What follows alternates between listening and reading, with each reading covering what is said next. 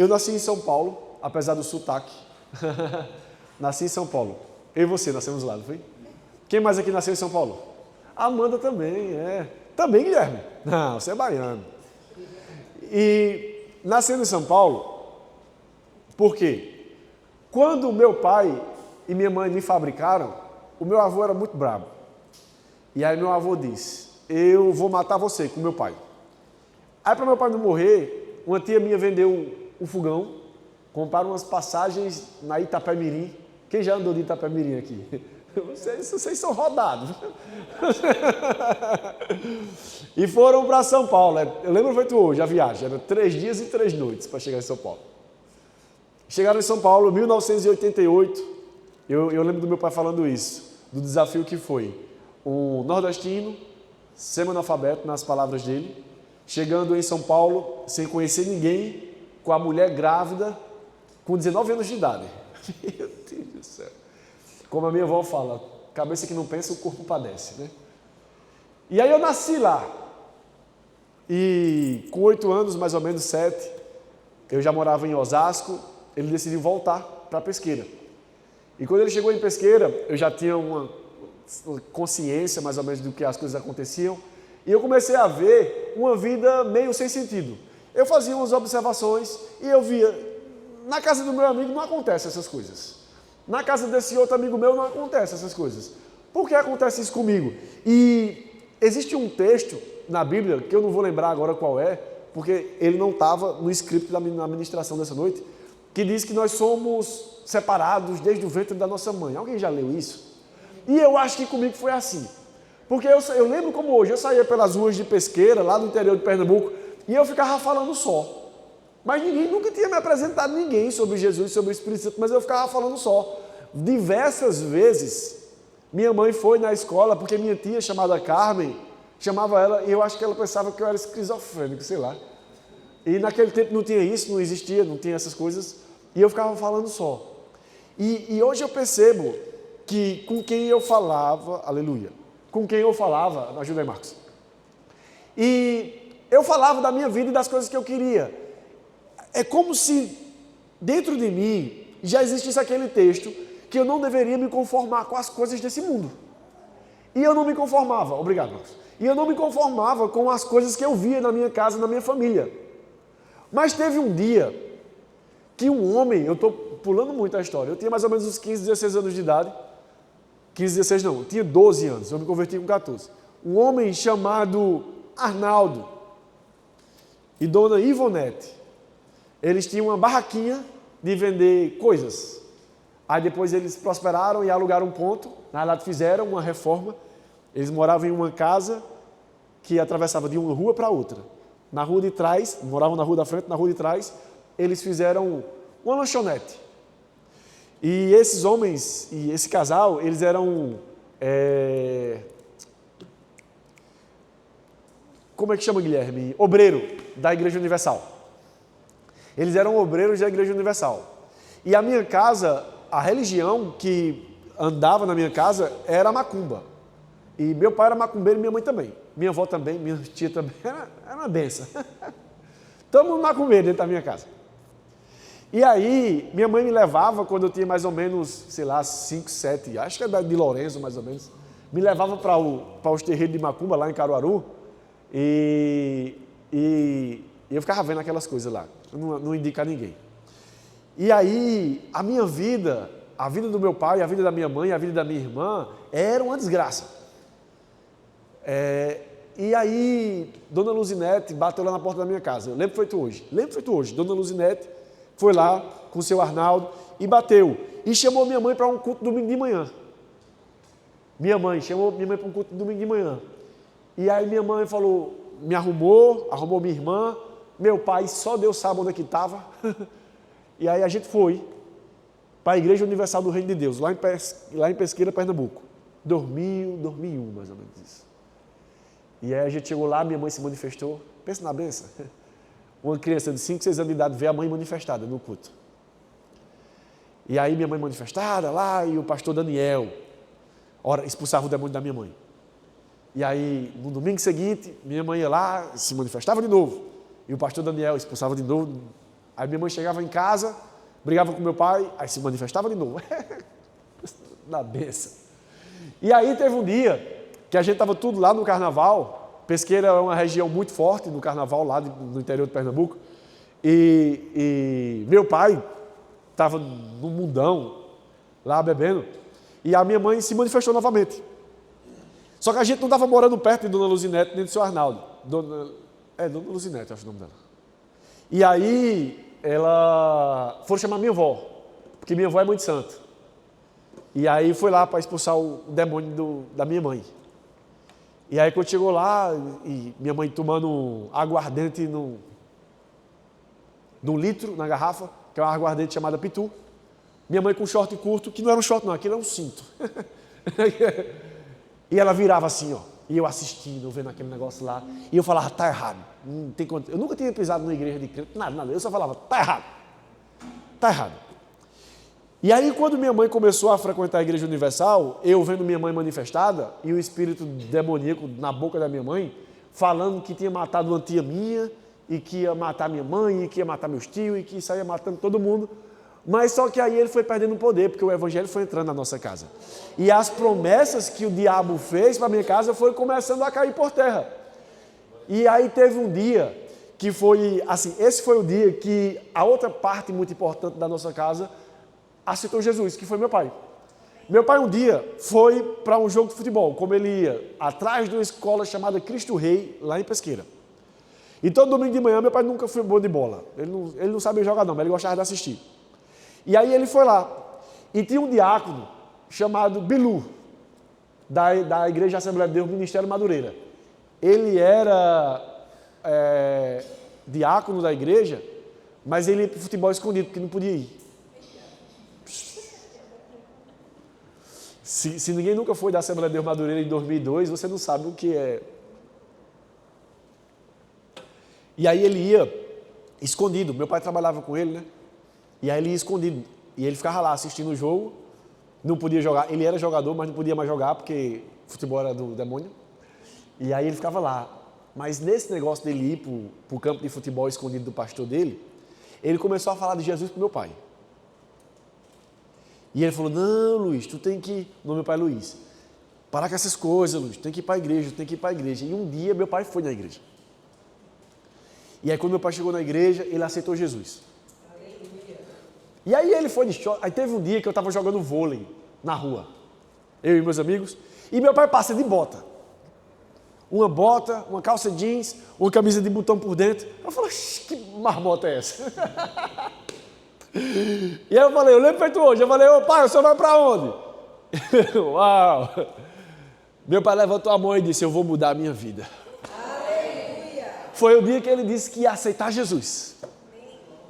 E qual o tema da ministração nessa noite? Se não existisse o irmão Arnaldo, se não tivesse a irmã Ivonete, se Bilu não tivesse ido para aquele jogo de futebol, onde eu estaria?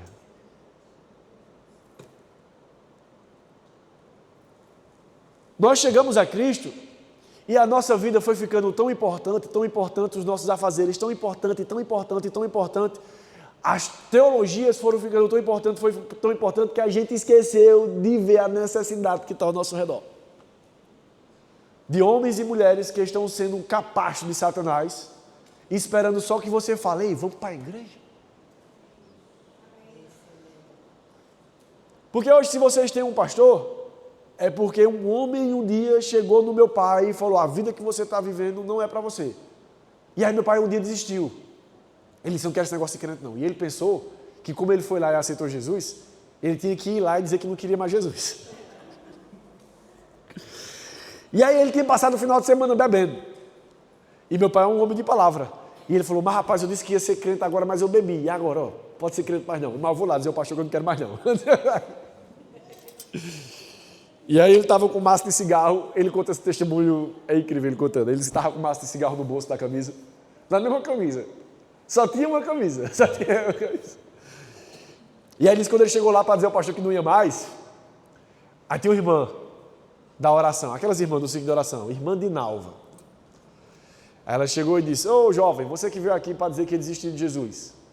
Lembro naquela sexta-feira, meu pai tinha chegado em casa com um carro batido, ele tinha um Chevette 83 branco. E ele chegou com um lado do Chevette meio quebrado assim, e o quebra-vento. Quem já teve Chevette aqui? Graças a Deus que Deus libertou vocês. Né? Somos livres agora, né? De todo o pecado, de toda a miséria, de todo o Chevette. Aleluia! O Chevette era tão ruim que ele era álcool.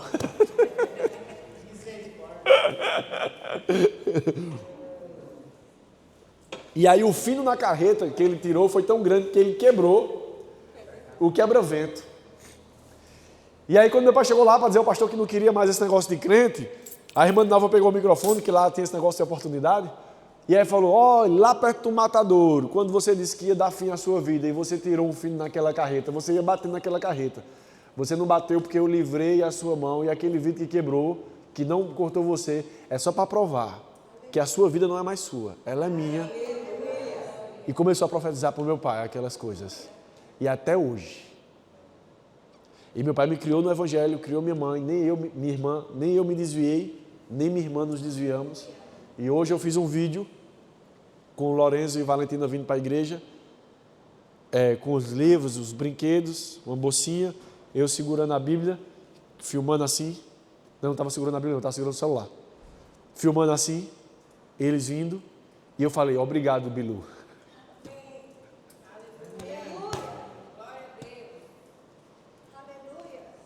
Porque um dia você falou de Jesus para o meu pai. Minha gente.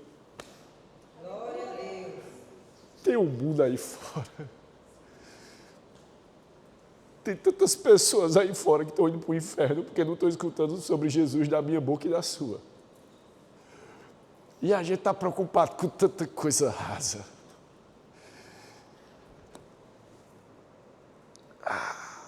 Eu creio nessa noite que vão se levantar muitos bilus aqui. Muitas irmãs de Nalvas aqui. Muitos irmãos Analdos aqui. Que vão expulsar demônio, curar enfermo. Porque o Evangelho de Jesus Cristo, na boca de um filósofo brasileiro, ele disse que o Evangelho de Jesus Cristo foi a única religião que para ele faz sentido de servir. Ele não o serve. Mas sobre a sua pesquisa, ele diz que todas as religiões que ele estudou, o Evangelho de Jesus Cristo é a única que faz sentido. Por quê? Porque ele diz que é a única que vai atrás daqueles que não estão capacitados. Que vai atrás daqueles que são perdidos. Que você tem que ser imperfeito para servir. C.S. Lewis diz que o segredo do Evangelho de Jesus Cristo é porque eles escolhem aqueles que não estão prontos, que não estão capacitados. E muitas das vezes as outras religiões querem pessoas prontas para que elas possam ser canais de Deus. Deixa eu lhe dizer uma coisa, o Evangelho de Jesus Cristo faz na minha vida e na sua vida enquanto nós caminhamos. O que nós não podemos é nos conformar. O que nós não podemos é nos acostumar. O que nós não podemos é pensar que a minha vida e a sua vida é suficiente. Ei, deixa eu lhe falar uma coisa. Não é. A Bíblia fala de Pedro. Eu gosto muito de Pedro. Não é, Pedro? E a Bíblia fala, e esse foi o primeiro versículo que eu decorei. Mateus capítulo 4, versículo 19. Jesus disse, vinde após mim e eu vos farei pescadores de homens. Pedro pescava peixe. Mas qual seria o tamanho do desperdício se Pedro tivesse continuado pescando peixe? E ele prosperou enquanto isso. A Bíblia fala que teve a pesca maravilhosa, milagrosa, no qual ele pescou e vários outros peixes vieram e abençoaram todos os barcos que estavam lá do lado. E ele gritava e as pessoas foram lá e ele alcançou aquelas pessoas. Mas eu quero dizer a você, nessa noite, qual é a sua praia, meu irmão? O brio. O que te move? Será se realmente a minha vida e a sua vida é só para ser gasta com a minha vida e com a sua vida? Será se não existe um reino aí fora que precisa ser estabelecido e o embaixador, que sou eu e você, nós não precisamos nos levantar? Será que quando nós chegamos a Cristo Jesus E muitas das vezes aquele espaço ainda acontece. Porque nós falamos nas nossas ministrações decoradas para aquelas pessoas que não aceitaram Jesus. Nós chegamos para elas e falamos: esse vazio que está aí no seu coração só vai ser preenchido com Jesus. Mas muitas das vezes nós chegamos até Cristo, nós nos batizamos, nós falamos em línguas estranhas, como nós fizemos semana passada, somos cheios do Espírito Santo, mas quando chegar a segunda-feira parece que nós estamos vazios também. Sabe por que nós estamos sendo vazios? Porque nós às vezes não estamos sendo rios. Precisamos ser rios. Precisamos ser canais de Deus para a vida das pessoas. É um desperdício para a Amanda ser só médica. É um desperdício para mim e para você só aquilo. Ei, o que nós fazemos não nos define. Isso é só uma fonte digna que Deus usa para trazer o pão à nossa mesa. Mas nós somos seres espirituais e a ideia de Deus é que eu e que você dê frutos espirituais. E frutos espirituais não são coisas, são pessoas. São seres espirituais. E a frase que você já deve ter lido aqui, somos uma igreja de 2.000 membros, nasceu de um livro chamado Evangelismo por Fogo, de Reinhard Bonke. Reinhard Bonke estava um dia orando para pagar o aluguel de uma sala evangelística que ele tinha alugado para fazer missões para alcançar o mundo. Olha a ousadia do homem. Ele disse: eu vou abrir um escritório para alcançar o mundo. O valor do aluguel, $8. A sala era pequena, não era não? E teve um dia que ele chegou, pegou a esposa, os filhos e foi para esse escritório. Ao invés de passar o dia tentando desenvolver estratégias para evangelizar o mundo, ele disse que passou o dia orando para Deus dar a ele $8 para pagar o aluguel. E aí ele disse que passou o dia todo e Deus não deu a ele os $8. Aí quando ele estava voltando para casa, ele disse que foi na frente um pouco mais acelerado para a esposa dele não ver aquela oração de incredulidade dele. Mas ele disse, segurando na mão do filho mais velho, isso está no livro Evangelismo por Fogo. Ele disse: Senhor, por que o Senhor não me deu os $8? Por que o Senhor não me deu os $8? Eu estou te pedindo aqui, não sei se foi 7 ou foi $8, mas foi esse valor mais ou menos. Ele falou: por que eu passei o dia te pedindo para pagar o aluguel de uma sala que nós alugamos para ser a base de um ministério que vai alcançar o mundo. E o Senhor não me dá $8? Senhor, eu passei o dia te pedindo $8 e eu sei que o Senhor é fiel, o Senhor cura quantas pessoas, a gente salva tantas pessoas, mas por que o Senhor não me deu os $8? E aí ele disse que Deus disse ao coração dele: você quer $1 milhão? Aí ele falou: não, eu quero 1 milhão de almas. Porque 1 milhão de almas a mais no céu é 1 milhão de almas a menos no inferno. Meu irmão, esse homem bateu o recorde de ajuntamento em uma só reunião da face da terra. E o U2, o Rolling Stones e Michael Jackson perderam para um pregador. Como seria uma tragédia se Reinhard Bonke tivesse distraído? Ele teve um sonho. E ele disse que quando ele acordou, ele viu a Nigéria e a África afundando e um líquido cobrindo. E o líquido era o sangue de Cristo. E ele falou: a minha vida vai ser investida nisso. E existem 3 tipos de pessoas que fazem a missão que agrada o coração de Deus. Existem as pessoas que oram por isso. E eu quero despertar você para começar a orar pelo avanço do reino de Deus por onde você passa. Essa oração, ela tem que ser intencional. Você tem que orar pelas pessoas que estão fazendo e orar para que você também seja usado por isso. Fala: Senhor, me usa. Eu não quero apenas contar os testemunhos de Reinhard Bonke, não. Eu quero contar os meus testemunhos. Eu quero colocar a mão na vida das pessoas e elas serem curadas. Eu quero ser resposta de Deus, assim como o Bilu foi um dia para o pastor. E eu quero ser resposta de Deus para as pessoas. Ao meu redor tem tanta gente com tanta necessidade. Eu quero ser, e você tem que ser intencional nessa oração, meu irmão. As pessoas que oram pela salvação, a Bíblia fala: ei, você quer ser salvo? Então ganha almas. Porque o sábio ganha almas. E essa é a primeira classe de pessoas. As pessoas que oram. Nem todo mundo será enviado. Nem todo mundo tem o chamado de Reinhard Bonke. Nem todo mundo vai para as nações, mas a sua oração pode ir. Eu estava uma vez em uma reunião da Jocum, lá em Recife. Eu tenho um pastor amigo batista chamado Israel, e ele é professor de canto. E eu ia para Recife, e ele tinha morado em Recife, ele tinha feito faculdade de teologia em Recife. E quando eu comecei a viajar para Recife para ir buscar alumínio, que o meu pai fazia sofá, e a gente tinha uma pequena fábrica de fazer pé de alumínio. Eu não conhecia Recife. E aí eu chamava ele falou, vou para Recife. E ele era professor de teologia, de religião, em uma escola batista, escola normal batista, lá em Caruaru, e ele era professor de inglês. E foi daí que veio o Forever, que eu sempre falo aqui na igreja. E aí eu levava ele, porque ele era o meu GPS. Ninguém tinha celular, não tinha nada não. Meu GPS era Israel, do meu lado. E a gente ia. E ele falou, Frazão, tu tem que conhecer um movimento de jovens chamado Jocum, lá no Recife. E eu fui, a primeira vez que eu fui para lá, conheci. É um complexo gigante. É uma área de mata gigante lá, no Recife. E quando eu cheguei lá, tinha uma capela. E nessa capela tinha, acho que 6 bancos de madeira. Lembra aqueles bancos de madeira de igreja batista, igreja católica, presbiteriana, isso? E a capela lá.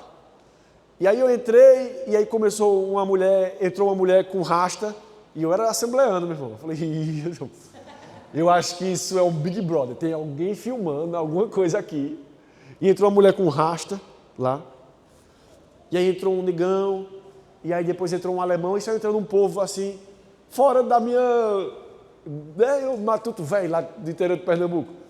E um começou a orar, e eu pensando que era orando no Espírito, e um começou a orar em inglês, outro começou a orar lá em francês, e o povo tudo orando lá. E aí ele falou, vamos orar aqui. Eu falei, amém, forever Jesus. I love you, the book is on the table, Jesus. E eu querendo lá, e orar, e a gente brincando lá, e o negócio começou a ficar sério, e começou um ambiente se transformar. E aquela pequena sala começou a se transformar em um culto. E aquelas pessoas, ninguém tinha falado nada, eles só entraram para orar. E eles orando, e eu comecei a orar, falei, rapaz, e assembleando, quando senta a presença de Deus, ele começa a se arrepiar, né? E eu comecei a me arrepiar, e eu falei, rapaz, Deus está aqui, ó só. E aí chegou uma mulher, apressada. Ela chegou lá, falando meio que um português de Portugal, sei lá, acho que ela era africana. Falando português, meio enrolado. E ela falou, tem uma base da Jocum. Meu irmão, eu estava lá. Ninguém me contou isso não. Tem uma base da Jocum na África, que está sendo atacada agora. E as pessoas estão atirando nas crianças. Nós vamos orar. E a gente começou a orar, meu irmão, naquele lugar. E oramos pelos 5 minutos. E aí, com pouco chegou o líder da Jocum lá. E ele falou, vocês podem parar de orar. Ele falou, por quê? Porque chegou outra ligação. E o pastor de lá disse que subiu uma bola de fogo. E aquela bola de fogo foi subir em cima da igreja. E aqueles homens começaram a ver aquele negócio. E eles subiram em cima dos jipes e começaram a ir embora. E eles corriam desesperados. E Deus colocou a mão sobre aquela igreja. Eu ouvi isso. Eu estava lá. Não foi ninguém que me contou, não. Porque a oração do justo pode muito em seus efeitos. Aonde a sua oração está indo, meu irmão? Aonde a minha oração está indo e onde a sua oração está indo. Quando a gente se ajoelha, a gente está pedindo o que a Deus? Que evangelho é esse? Que às vezes nós podemos talvez nos confundir e achar que a nossa vida é o único alvo do evangelho. Para analisar, a semana passada nós fizemos um retrospecto sobre a vida de Pedro aqui. E nós vimos que Pedro foi insuficiente. Ao ver tantos milagres, não foi suficiente para torná-lo fiel. Mas quando a experiência com o Espírito Santo veio, tornou-o fiel. Só que agora nós já temos o que Pedro não tinha no auge da sua infidelidade. Nós já temos o Espírito Santo. E a pergunta é, para quê? Para quê? Eu e você temos que ativar o dom que há em nós. Nós temos que ser intencionais. Nós precisamos sair daqui, e eu estou falando da primeira classe de pessoas, que são as pessoas que oram. Nós temos que orar aqui, nós temos que orar lá fora, nós temos que sair pelo meio da rua falando só, meu irmão. Falando só. Senhor, quem é que eu vou ser o canal de Deus para libertar hoje? Quem é, Senhor, que vai ouvir uma palavra de cura? Quem é? Sobre a cabeça de quem eu vou impor as mãos hoje? E aí você vai ver que as resistências que se levantam contra a minha vida e contra a sua vida vão começar a perder poder. Sabe por quê? Porque nós vamos andar numa dimensão do sobrenatural, que aquilo que está nos parando, nós vamos perceber que é uma distração e não uma resistência. Distração, meu irmão. É uma distração. A falta eminente da vida de Pedro lá antes da pesca maravilhosa foi uma distração. Porque quando ele andou debaixo da palavra de Deus, a pesca quase afunda o barco dele. Nós não precisamos de redes maiores para pescar grandes peixes, não. Que a nossa rede seja alinhavada para pescar homens.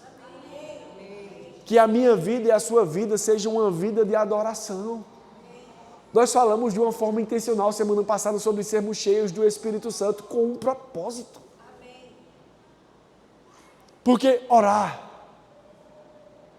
para que haja paz em Israel traz prosperidade para mim e sua vida. É bíblico.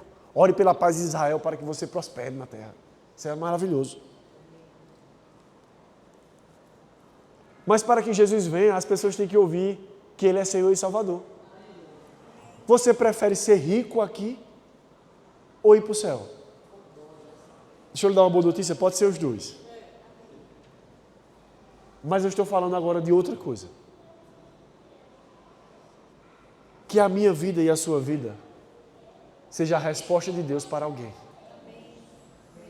Que Deus possa olhar e falar, eita, tem uma viúva ali que disse que vai morrer. Ela disse que ia fazer um bolo, ia comer e morrer. Ô Ivan, vá ali. Damasceno, ei, vai lá. Aquela viúva disse que ia comer um pão lá e ia morrer. Rodrigo, vai ali naquela casa. Diz aquela mulher lá, que ela não vai morrer não. Porque enquanto existe Deus no céu, a farinha da panela não seca e o azeite da botija não esvazia. Mas se o profeta não tivesse ido,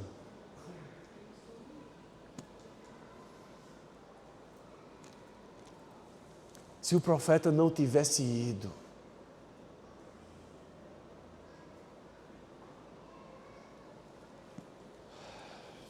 abra a sua Bíblia. 1 Coríntios, não precisa não, já está aqui no 1 Coríntios capítulo 6, versículo... 1 Coríntios capítulo 12, versículo 6.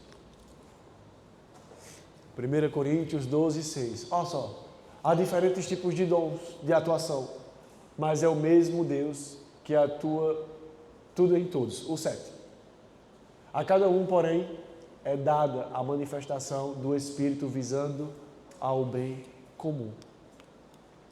Deus quer dar, depositar, entregar, confiar a você, para que você possa abençoar as pessoas que estão perto de você. Abençoar com uma palavra, abençoar com um convite, abençoar com uma oração, abençoar financeiramente, abençoar com uma carona, abençoar com a companhia, abençoar com um ouvido. Abençoar, meu irmão. Esse é o Evangelho de Cristo Jesus, que as pessoas nos conhecem e elas ficam mais perto de Deus. Que as pessoas falem, glória a Deus, por Cristo Jesus, e glória a Deus por tua vida. Eita, como foi bom te conhecer, porque eu tinha tanta coisa, mas tu me trouxe Jesus. Jesus, meu irmão. Ei, Jesus, é o que o povo está precisando. Quando comecei a ministrar, o meu pastor me colocava para pregar na rua. E aí ele disse que eu era evangelista. E aí eu orava pelas pessoas, as pessoas eram curadas. Eu já perdi a conta de quantos demônios eu já expulsei. Expulsava demônio e vivia aquela coisa. E toda vez que eu ia pregar, eu pregava que as pessoas tinham que aceitar Jesus dentro da igreja, mas era tudo crente. Aí o pastor Cid falava, não, teu chamado é para fora, vai para fora. Vai pregar na rua. E aí teve um culto ecumênico no Sebrae. O do estado, do governo é Sebrae, né? Senai e Sebrae. Senai. Isso. Pronto, é um do governo. Aí teve um culto lá e me chamaram. E aí eu preguei sobre, eu lembro feito hoje, eu preguei sobre aquela mensagem que Pedro fala, eu gosto muito de Pedro, né? Pedro fala, se for o Senhor, deixa eu ir. E Jesus fala, vem. E quando eu fiz vem, 18 jovens aceitaram Jesus. E aí eles vieram, e a gente orou por ele, aquelas coisas. E aí eu fui começando a pregar dentro de igreja. Pregando dentro de igreja, pregando dentro de igreja, pregando dentro de igreja, pregando dentro de igreja. E as ministrações de novo nascimento, as ministrações para as pessoas aceitarem Jesus, não vieram mais dentro do meu coração. E começaram a vir outros tipos de ministrações, as que vocês escutam aqui. E o que eu quero falar com isso?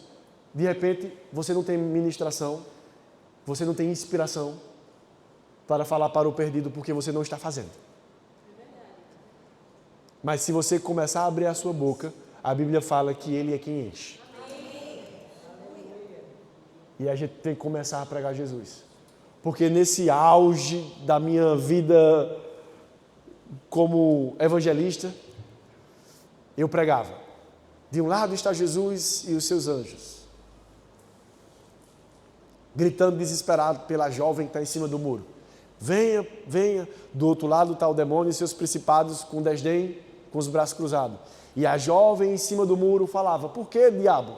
Jesus que é tão bom, com seus anjos grita desesperado por mim. E você está aí olhando para mim como se não tivesse interessado na minha alma. E aí o demônio olha para ela e fala, porque o muro já é meu. E aí o povo ia para o lado de Jesus. E o muro era a incerteza de estar na igreja ou não. Mas nós estamos vivendo dias, em 10 anos, se passaram depois dessas pregações. Nós estamos vivendo dias tão sérios que hoje não tem mais muro. Tem muitos lugares por aí que falam de Jesus que não tem diferença nenhuma com o mundo. A gente conseguia classificar a igreja como um muro que tirava as pessoas do lado de lá, passava pelo muro da incerteza e vinha para o lado de cá. Mas o evangelho, ele está se tornando tão relativo, ele está se tornando tão gourmet, tão personalizado, que o evangelho está perdendo a diferença. E agora, existem pessoas que falam, não, eu posso ser crente, mas eu posso fazer o que eu quero. Eu sou livre em Cristo Jesus. E a graça me alcança. Porque onde abundou o pecado, superabundou a graça. Então, para eu ter mais graça, eu vou pecar mais. Eu lembro de um amigo meu, eu não quero que nós voltemos para esse lugar. Que um dia nós fomos expulsar um demônio da mãe de um amigo meu. A gente não sabia que ia expulsar o demônio dela não, amém? Se eu soubesse, talvez eu não teria ido. E aí quando eu cheguei lá, ela se manifestou. E a primeira coisa que ele fez foi tirar um cordão de prata que ele tem. Porque ele pensou que o demônio não ia sair porque ele estava com um cordão de prata. Mas a gente só queria ser santo. A gente só queria levar Deus a sério. A gente só queria que o evangelho fosse pregado na nossa boca e ele não fosse misturado. Mas aonde é que a gente vai parar? Se em 10 anos nós relativizamos os princípios que foram estabelecidos por 2000 anos e agora está ficando tão personalizado que tem igreja que parece boate. E a igreja ter gelo seco e luz não é um problema. O problema é as pessoas saírem de lá e não ter medo de pecar.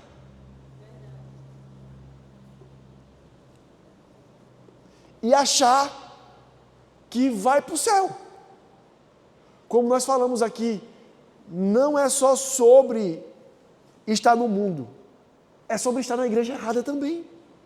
E eu não quero ser presunçoso e falar que nós somos a igreja certa, não é sobre isso. Mas o que eu quero é que possamos levantar novamente a bandeira que nos trouxe até aqui. Nós chegamos até aqui. O que te alcançou, que fez que você criasse todos esses meninos no Evangelho, ele não pode ser esquecido. Nós não podemos levar Cristo para um lugar da personalização pessoal. Me perdoe a redundância. Não, para você Cristo é o que você quiser. Para você Cristo é o que você quiser. Não, Cristo é um só e você vai se encaixar no que Ele é. Somos cristãos que esquecemos que devemos ser protestantes.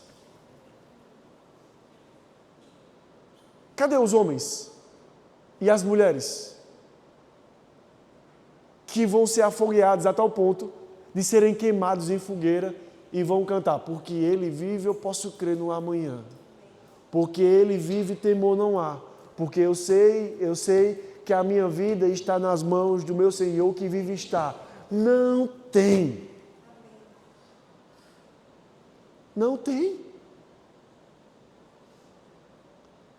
Se a gente tirar o amor pelas vidas e a seriedade do Evangelho que nos trouxe até aqui, acredite, em 10 anos, o governo não vai precisar fechar a igreja não. Quem vai fechar é Jesus.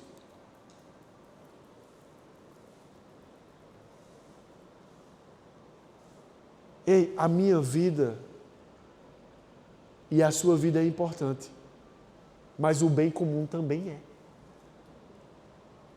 E nós não podemos achar que a responsabilidade de pregar o Evangelho é do outro, não, é nossa. Romanos 14, 12. Não precisa você abrir, não. Está aqui, ó. Essa é a letra da minha irmã, Júnior Frazão. 8/4/2011. Quando eu comprei essa Bíblia, era assim toda acabada, porque era a Bíblia que eu usava nos evangelismos lá. E a gente ia para a rua, ia para os morros lá que não era pacificado. E a gente tocava. Eu sempre toquei na rua, eu não comecei a tocar na rua aqui não, eu sempre toquei na rua. E quando eu comprei essa Bíblia, eu coloquei um versículo aqui, ó. Romanos capítulo 10, versículo 14. Mas como ouvirão, se não há quem pregue? Como ouvirão? Para analisar, se a gente não prestar atenção, a gente sai daqui e só a nossa vida vai ser importante essa semana. A gente sai daqui e só o meu problema e o seu problema para você e o meu problema para mim vai ser importante. E a gente não ora pela salvação das almas, e a gente não ora pelo vizinho, e a gente não está com os ouvidos espirituais abertos para ouvir a necessidade de ninguém. Deixa eu lhe dizer, existem pessoas que Deus enviava anjos para ela e falei, deixa eu lhe dizer uma coisa, tá vindo 2 camaradas aí, e quando eles chegarem aqui você vai com ele, porque tem um homem lá do outro lado, daqui a 2 dias você andando, você chega na casa dele, porque eu ouvi a oração dele lá. Ei, nós precisamos voltar para esse lugar, para o lugar do profético, não para profetizar bênçãos sobre a nossa vida. Isso a gente já está doutorado. Já existe uma pós-graduação em confessar a palavra sobre a nossa vida. Porque eu creio, e tudo é possível, aquele que crê, e a gente declara, eu sou, eu tenho, eu posso. E a gente crê e confessa, e isso é tudo maravilhoso, isso é poderoso, isso é bíblico e não pode ser anulado. Mas deixa eu lhe dizer uma coisa, e o outro?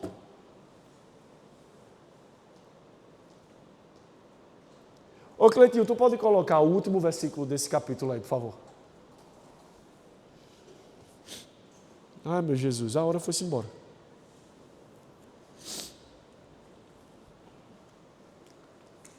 Entretanto, busque com dedicação os melhores dons. Passo agora a mostrar a você o caminho ainda mais excelente. Você sabe do que ele estava falando aqui? Ele estava falando de dom da fé. Ele estava falando aqui de dom de curar. Ele estava falando de dons, de palavra de revelação, de conhecimento, de você profetizar para as pessoas aquilo que elas estão pensando. Imagina que dom poderoso. Você vê uma pessoa assim e você diz, aconteceu isso, e Deus fez isso, porque vai acontecer isso na sua vida. Isso é maravilhoso, hein? Isso é poderoso. Mas aí, Paulo diz, agora eu vou mostrar a você algo ainda mais excelente. E começa o 1 Coríntios, capítulo 13. Coloca aí, Cleitinho, por favor. Olha o que é mais excelente. Se eu falar a língua dos homens e a dos anjos, mas não tiver amor, serei como o sino que ressoa, ou como o símbolo que retine. Se eu tiver o dom de profecia, e souber todos os mistérios e todo o conhecimento, e tiver uma fé capaz de mover montanha, mas não tiver amor, nada serei. Se eu der aos pobres tudo o que eu possuo, e entregar o meu corpo para que eu... Se eu der aos pobres tudo o que eu possuo, e entregar o meu corpo para que tenha de que me gloriar, mas não tiver amor, nada disso me valerá. O amor é paciente, o amor é bondoso, não inveja, não se vangloria e não se orgulha. No versículo 3 da revista corrigida, atualizada, diz que se eu entregar o meu corpo, se eu entregar tudo que eu possuo para os pobres, se eu não tiver amor, nada me valerá. Que ainda que eu entregue o meu corpo para ser queimado em sacrifício, ele não fala em sacrifício, para ser queimado, ele diz que ainda que eu entregue o meu corpo em sacrifício vivo, se não for por amor, nada valerá. E aí, eu ficava perguntando a Deus, como é que uma pessoa dá a sua vida se não for por amor? Para analisar. Se eu chegar para você hoje, irmã, e falar, eu vou lhe dar 10 milhões de dólares, porque 10 milhões de reais hoje não compra nem uma casa em Balneário Camboriú. 10 milhões de dólares, agora você vai morrer amanhã. Você aceita? Vou repetir a pergunta. Pelo amor de Deus. Não deixe Ivan viúvo, não. Se eu te oferecer 10 milhões de dólares, eu falo, eu vou lhe dar 10 milhões de dólares hoje. Agora você tem que morrer amanhã. Você aceitaria? Não. Porque a sua vida é mais importante do que 10 milhões de dólares. Né? E se fosse 1 bilhão de dólares? Você morreria amanhã? Qual seria o valor para você morrer amanhã? Não, o dinheiro. Nenhum, tem certeza. A só está meio com dúvida. Se fosse 2 bilhões de ien, não? Então, qual seria o valor? Qual é a perspectiva de Paulo, inspirado pelo Espírito Santo, na qual ele diz que uma pessoa pode entregar seu corpo para ser queimado em sacrifício, porque sacrifício é queimar, se não for por amor. E aí eu fiquei perguntando a Deus, Senhor, eu preciso de uma resposta. Você já viu aquele menino pequeno que fica importunando, puxando a roupa da mãe? Pronto, eu sou assim com Deus. Bora, Deus, me conte. O senhor vai ter que contar, porque eu prego isso direto e eu nunca entendi. Bora, Deus, bora, me diga. No véu da roupa de Deus. E um dia eu estava assistindo o filme de Troia. E aí tem um exército e tem outro exército. Troia e qual é o outro? Um é Troia e... sei lá, eu só lembro dos Troia, os troianos. Os gregos. Que eles dão um presente de grego, né? Que é o cavalo. Estava uma fileira de grego de um lado, uma fileira de troianos do outro. E nos gregos tinha um guerreiro feito Golias. E ele ficava mais ou menos gritando como o Golias gritava. Ei, vocês aí, cadê vocês? Tem homem aí não? Cadê o homem desse exército? Hã? E aí o rei de Troia chega para o menino e falou, menino, vai lá chamar Aquiles. Toda vez que você assistir esse filme, você vai lembrar de mim. Eu não pareço com Brad Pitt? Pareço. Minha mãe disse que é igualzinho. Quando minha mãe assistiu a primeira vez, falou, Júlio, tu dá para ser ator. Eu falei, é verdade, mãe. Não entendi. Não, Aquiles é grego, é? Pronto, é do começo do filme, exatamente. Pronto, inverte aí a história. Ele não era não. Era... Pronto, temos aí a tecla SAP ali. E aí, os gregos eram de Troia, pronto, Aquiles. Aquiles era grego, ele queria entrar em Troia. É isso aí, queria conquistar a Troia.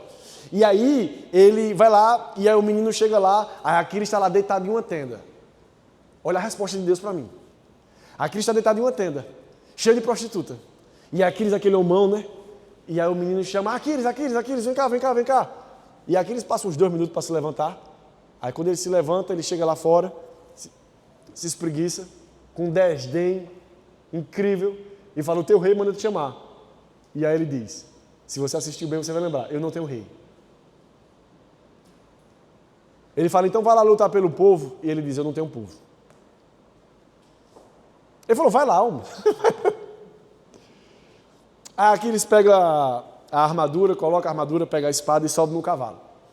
Aí tá aquele homão bonitão lá em cima, um cavalo alto, bonito. E o menino chega assim e fala, ô Aquiles, eu tenho um conselho para te dar. E aí Aquiles olha para baixo assim e fala, diga o conselho. Aí Aquiles diz, o menino diz, se eu fosse você, eu não iria. Aí Aquiles olha para o menino. Aí ele diz, por isso que o seu nome nunca será lembrado. Quando eu assisti isso a primeira vez, há uns 10 anos atrás, Deus falou, essa é a resposta. Tem muita gente que dá o seu corpo para ser queimado, para que o seu nome seja lembrado. Enquanto eu e você gastar a nossa vida para que a nossa vida seja mais importante, possamos dar ela para ser queimada, mas não vai valer nada. Quando eu e quando você entregar tudo o que nós temos, ou até a nossa vida em sacrifício, por amor às vidas, Deus receberá. E Aquiles não lutou a guerra dele pelas pessoas, ele lutou por ele. E às vezes, muitas das vezes, Deus está falando nessa noite. Eu não vou ser politicamente correto e falar, pode ser que tenha alguém em casa, pode ser que tenha também. Somos para nós aqui. Nós estamos vivendo a nossa vida achando que a nossa vida é mais importante. Isso não é amor. O amor não busca seus próprios interesses. Meu irmão, sua vida é importante. Importantíssima. Mas a do outro também é. E você precisa pregar o evangelho que te salvou, que te libertou, que te curou. Olha aqui, ó. Tudo crente, lavado e remido no sangue do Cordeiro. Agora, se alguém não tivesse pregado para você, se alguém não tivesse ido até você, se alguém não tivesse entregado o seu corpo em sacrifício vivo para alcançar você, se aquela irmã não tivesse chamado você para a igreja, se aquele irmão não tivesse chamado você para a igreja. Para a igreja, meu irmão.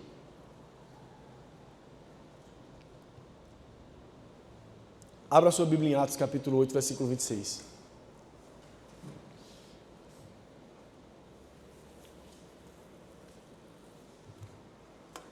Jesus. O anjo do Senhor disse a Filipe, vá para o sul, para a estrada deserta que desce de Jerusalém a Gaza. Olha o que a Bíblia vai ressaltar. Ele se levantou e partiu. No caminho encontrou um eunuco etíope, um oficial. Tu colocou o 26? Coloca o 25. Ali. Tendo testemunhado e proclamado a palavra do Senhor, Pedro e João voltaram a Jerusalém, pregando o evangelho em muitos povoados samaritanos. O anjo do Senhor veio a Filipe e disse, vá para o sul, para a estrada deserta que desce de Jerusalém a Gaza. E ele se levantou e partiu no caminho, encontrou um eunuco etíope, um oficial importante, encarregado de todos os tesouros de Candace, rainha dos etíopes. Esse homem viera a Jerusalém para adorar a quem? A Deus. e estava no caminho de volta para casa, sentado numa carruagem, lia o livro do profeta Isaías. O Espírito disse a Filipe: aproxime-se dessa carruagem e acompanhe. Então Filipe correu para a carruagem, ouviu o homem lendo o profeta Isaías e lhe perguntou: o senhor entende o que está lendo? E ele respondeu: como posso entender se alguém não me explicar? Assim convidou Filipe para subir e assentar-se ao seu lado. E eunuco estava lendo esta passagem da Escritura: ele foi levado como ovelha para o matador, e como cordeiro mudo diante dos tosqueadores, e não abriu a sua boca. Na sua humilhação foi privado de justiça. Quem pode falar dos seus descendentes? Pois a sua vida foi tirada da terra. O eunuco perguntou a Filipe: diga-me, por favor, de quem o profeta está falando? De si mesmo ou de outro? Então Filipe começou com aquela passagem da Escritura: anunciou-lhe as boas novas. Esse homem estava vindo de onde, minha gente? Ele estava vindo de um lugar para fazer o que nesse lugar? Mas ele estava precisando de Jesus, pelo amor de Deus. O mundo precisa de Jesus. É Ele, é por Ele e para Ele. Eu e você somos o Filipe dessa nova geração. Tem um monte de gente buscando Deus aí, mas só há um caminho, que é Jesus. E eu e você temos que anunciar o Jesus para essas pessoas. Não, esse seu amém não valeu não, meu irmão. E esse amém não é para mim não.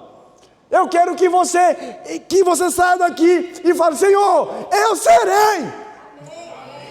Eu sou a resposta tua para essa cidade, para aquela faculdade, para aquele trabalho, para aqueles clientes, para aqueles funcionários, para aqueles pacientes. Eu serei. Eu vou não só me aproximar dessa carruagem, mas eu vou correr para essa carruagem.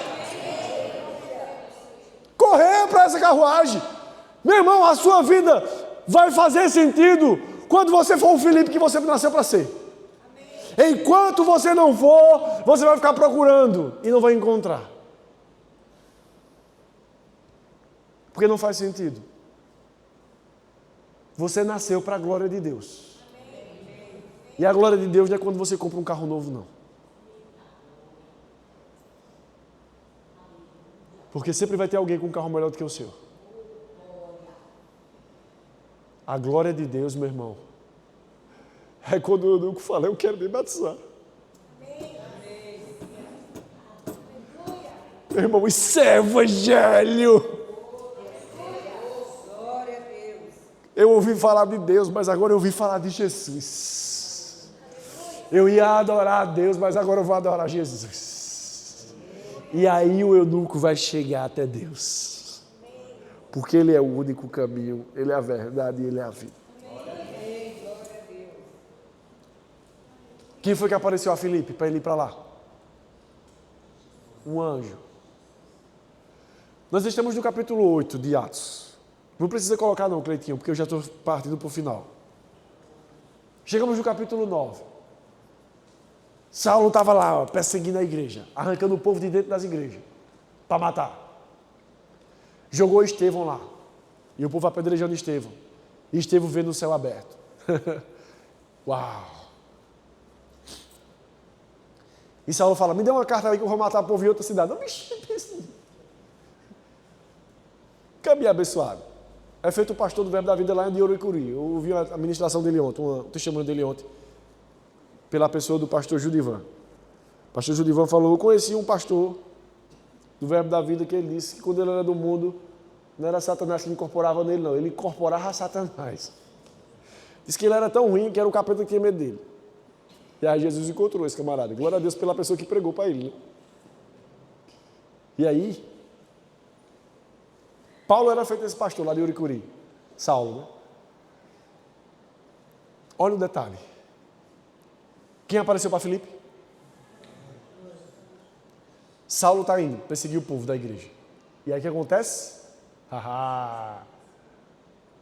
Alguém aparece para Saulo e diz: Saulo, Saulo, porque você me persegue? Saulo levou a queda do cavalo. Os homens que estavam com Saulo ouviram a voz, mas não viram nada. Pegaram Saulo e levaram ele para a casa de um homem.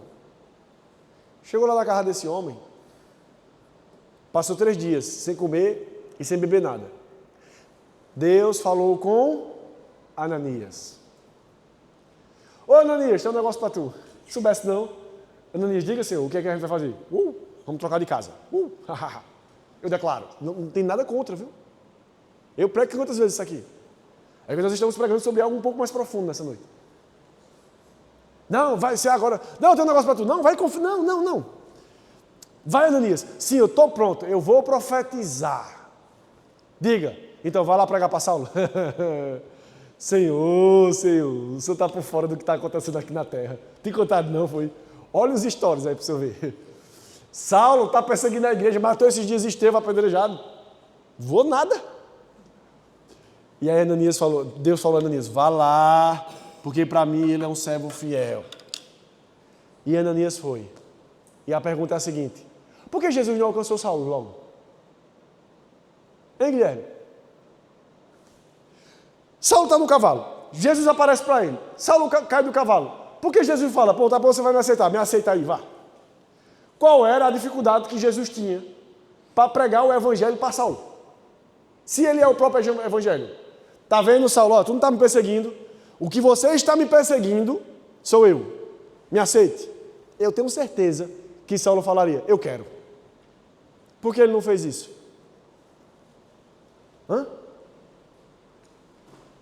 Por quê? Quantas vezes nós não oramos aqui? Tem uma bolinha de melina aqui, eu estou pisando nela. Senhor, que o Senhor possa curar as pessoas que estão enfermas nos hospitais. Ele não vai curar não, meu irmão. Quem vai é tu. Amém. Vou dar uma profecia. Eis que te digo, assim diz o Senhor, toma vergonha na cara e vai tu. Senhor, eu quero ir para como é o nome? Os orfanatos, os órfãos. Senhor, levanta alguém, se eu fosse Deus.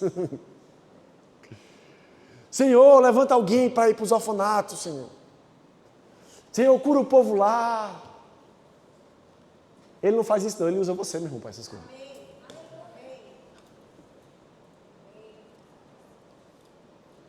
Porque para Saulo existiu Ananias. Para você existiu alguém que você lembrou do nome dele. E você será para quem? Amém. Quem é que vai falar, eita, um dia eu estava todo perdido, feito Saulo. Mas um anjo apareceu para um amigo meu e ele foi lá na minha casa. E eu aceitei Jesus naquele dia. Amém. Meu irmão, isso é o Evangelho. Amém. Esse é o Evangelho. O resto é resto. Sabe o que é o resto? Opcionais. O Evangelho é salvação do perdido. Amém. Levar o povo para o céu. O resto é opcional. E aí nós chegamos no capítulo 10. Pedro está na casa do curtidor de couro. Deus recebe as ofertas de Cornélio e escuta sua oração. O anjo aparece para Pedro e diz, vai chegar 2 homens aqui para chamar você para ir para a casa de outro homem. Ele é um centurião romano, mas não tenha medo não. Foi eu que mandei. Chega 2 oficiais na casa de Pedro e bate lá na porta. Pedro está no andar de cima, tendo uma visão. E na visão Deus diz a Pedro, ó, isso aí não é impuro não. Não chame de impuro aquilo que eu santifiquei. E aí Pedro desce e fala, não, Simão, eles estão me procurando. Eu sou a pessoa que vocês estão procurando. Entre, jante, descanse, amanhã a gente vai para lá. Quando eles vão, passam um dia andando, chegam na casa de Cornélio. A Bíblia fala que quando eles colocam o pé na casa de Cornélio, Cornélio se ajoelha. E pensa que o que Pedro vai levar é ele. E Pedro falou, pelo amor de Deus, fique de pé. E o homem ficou de pé. E aí Pedro fala, me diga o que aconteceu. E ele diz o que aconteceu, Pedro diz o que aconteceu com Pedro. Moral da história. O que foi que aconteceu? Mais uma vez, Deus ouviu uma oração, mas usou um homem para a resposta da oração. Eu e você somos Filipes, somos Ananias e somos Pedros para essa nova geração. Se eu e você não ouvirmos a voz de Deus, essa geração vai se perder. A responsabilidade é nossa. Vinde após mim, Mateus capítulo 4, não precisa colocar não, versículo 19. E eu vos farei pescadores de homens. Pescadores de homens. Quando eu tinha 17, 18 anos, eu vivia no meio de um povo apaixonado. Joana é testemunha ocular disso. Apaixonado por vidas. A gente chorava pelas vidas. Orava pelas vidas. Deixa eu lhe dizer uma coisa, isso se perdeu, minha gente. Isso se perdeu. Isso se perdeu. Mas como minha avó fala, enquanto há vida há esperança. E a gente precisa voltar para o lugar no qual nós saímos, que nós não deveríamos ter saído. Fique de pé, meu irmão.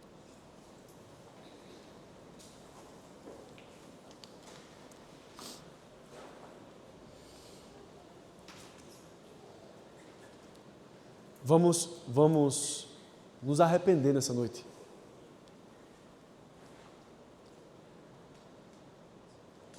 Vamos nos arrepender de tanto tempo perdido, pensando só nos nossos problemas. Buscando aquilo que nós nunca iríamos encontrar. Perfeição na vida alheia. Nunca iríamos encontrar. Perdendo tempo com os sintomas da alma e pensamentos que muitas das vezes regaram as nossas decisões. E enquanto a alma falava, as vidas se perdiam. E a igreja do Senhor é a resposta dele para o mundo. O mundo aguarda com expectativa a manifestação dos filhos de Deus. Vós sois o sal da terra e a luz do mundo. E essa pregação que eu preguei hoje é muito antiga. Porque na Bíblia já dizia, se o sal perder o sabor, para que ele servirá?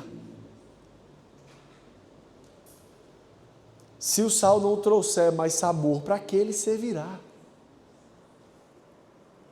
A minha relevância e a sua relevância na sociedade, no ambiente no qual você controla, domina, ou que está inserido, ela tem que trazer sabor para esse lugar. E o sabor é Jesus. Que as minhas viagens e que as suas viagens sejam por Ele. Que os resultados que eu e que você possamos buscar sejam por Ele. Que não seja só apenas o tema da canção, mas que seja a intenção do coração.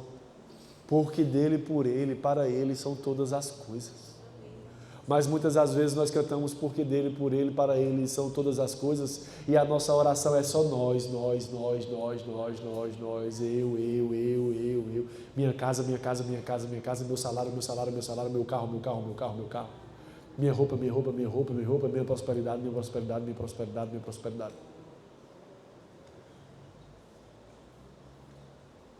Enquanto isso aí tem um monte de menininho vendo a mãe se manifestando dentro de casa e ninguém está batendo na porta dele.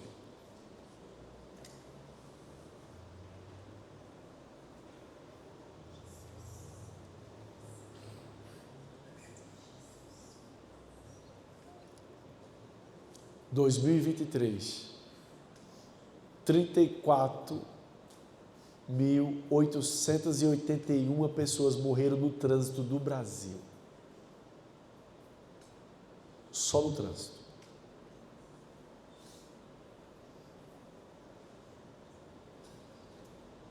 Desses 34.881 pessoas que morreram no trânsito do Brasil, 1/3 delas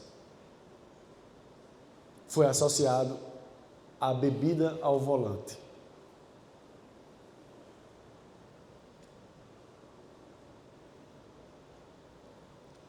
Dessas 34, quase 11 mil pessoas morreram porque estavam embriagadas ou tinham ingerido bebida alcoólica.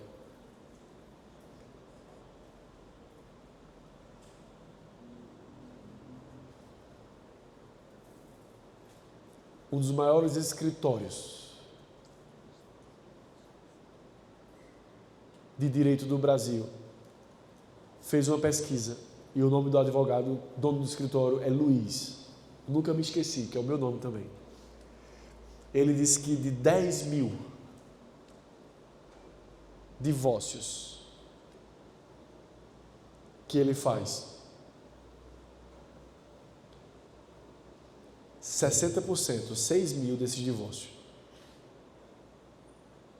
é por conta de problema financeiro, sexual.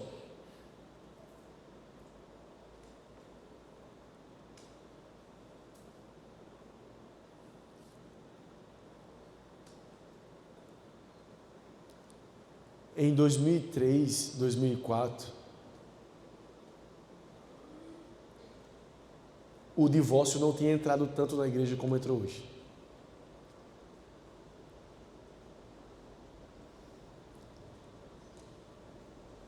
Em 2003, 2004, era pecado beber. Em 2003, 2004, os escândalos dos pastores traindo suas mulheres com prostituta era quase nenhum.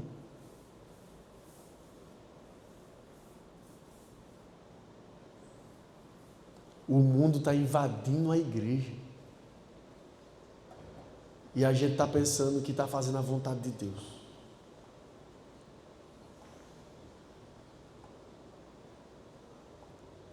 Nós estamos relativizando. Eu acho que existe um demônio no inferno que o sobrenome dele é. Não é bem assim.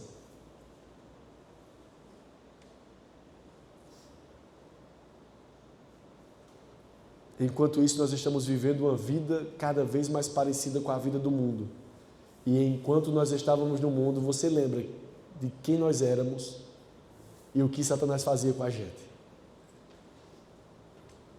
E quando nós saímos do mundo, o primeiro copo de água, logo quando sai do deserto, é o mais valioso.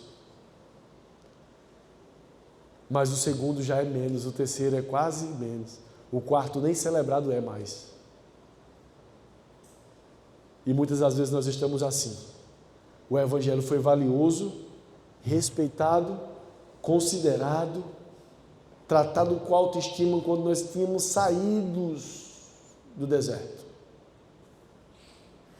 Mas agora parece que pode fazer quase tudo.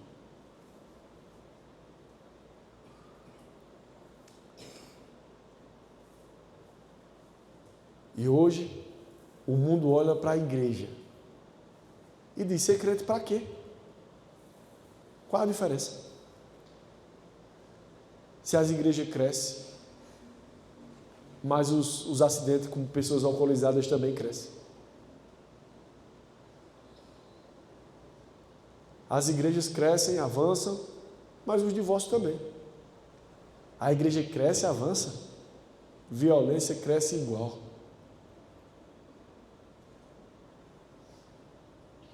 Quando a igreja cresce, o reino das trevas tem que retroceder. Mas isso não é o que acontece. A relativização do que é santo, santo na definição justa da palavra é separado.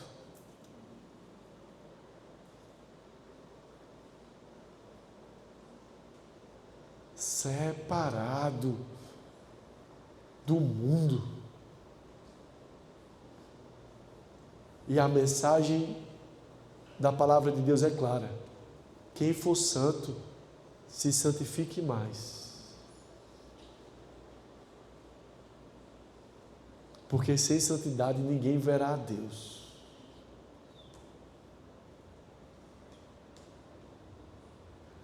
Tem tanta coisa que que nós estamos buscando na Bíblia resposta para fazer, que um dia nós não fizemos, porque quando nós não queríamos fazer, nós éramos apaixonados por Cristo Jesus. Mas por conta da familiaridade, agora nós buscamos coisas para respaldar a nossa alma, a nossa carne, e falar, não é bem assim. E esse não é bem assim está nos tornando parecido com o mundo, está nos tornando parecido com o mundo. Nós somos protestantes. Nós protestamos contra o pecado. Nós protestamos contra as obras de Satanás. Se a gente perder o sabor, só serviremos para ser pisados. Nós precisamos nos posicionar e mostrar a diferença nas ações, nas reações, na intenção voluntária e involuntária. Temos que ser colonizados de tal forma pelo Evangelho que aquilo que não é Evangelho a gente não faz.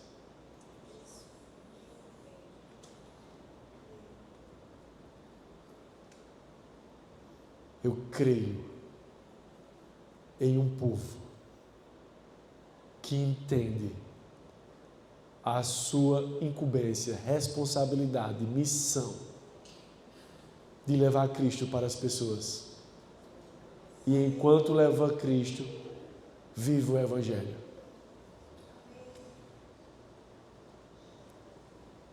O pai de Joane disse uma vez que tem um amigo muito próximo dele, que disse a seguinte frase, abre aspas, eu sei que eu levei muita gente para Cristo, preguei para muitas pessoas, mas eu vou para o inferno.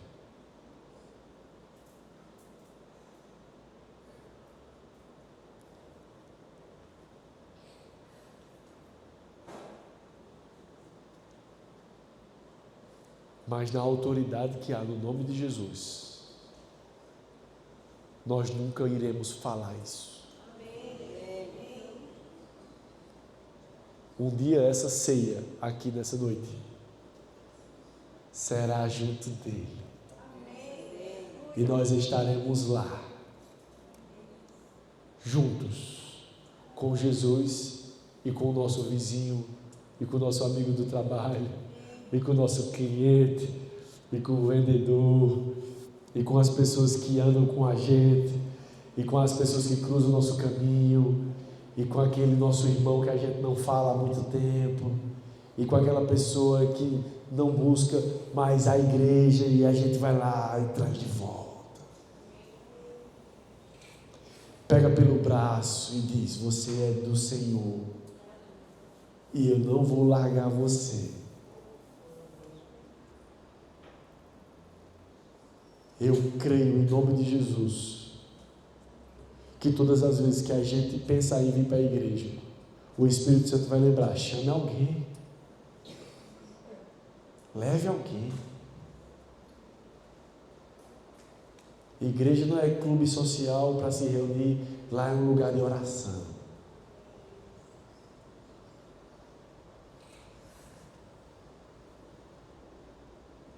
Se porventura a sua vida e a minha vida perdeu o foco nesses últimos 5, 10 anos, 1 ano ou 20 anos, de pregar o Evangelho para alguém, de ser resposta de Deus para alguém, de ser o Ananias, porque esse é o meu chamado. Eu não quero ser Paulo, eu só quero ser o Ananias que alcança os Paulos. Eu não quero estar em evidência, eu só quero ser aquela pessoa que vai pregar o Evangelho para homens e mulheres que vão cumprir o seu chamado e o seu propósito aqui na terra. Eu sei qual é a minha missão, e eu sei que comigo tem muitos outros aqui também, que foram chamados por Deus para levantar pessoas, para alcançar pessoas. E se você em algum momento negligenciou isso, não se condene, porque condenação vem de Satanás. De Jesus vem perdão, libertação. Isso é o que Jesus oferece. A condenação vem de Satanás. Mas se em algum momento você negligenciou, se em algum momento você baixou a guarda, se em algum momento você negociou o que não era para ter negociado, não se condene. Se você pediu perdão, deixou, se arrependeu, você encontrou misericórdia. E agora você está limpo novamente para seguir o plano de Deus para a sua vida. Mas nessa noite precisamos ser intencionais. Nós não podemos participar da ceia achando que esse é o suprassumo do Evangelho. O suprassumo do Evangelho é que eu participe da ceia, mas que eu traga outros para participar também.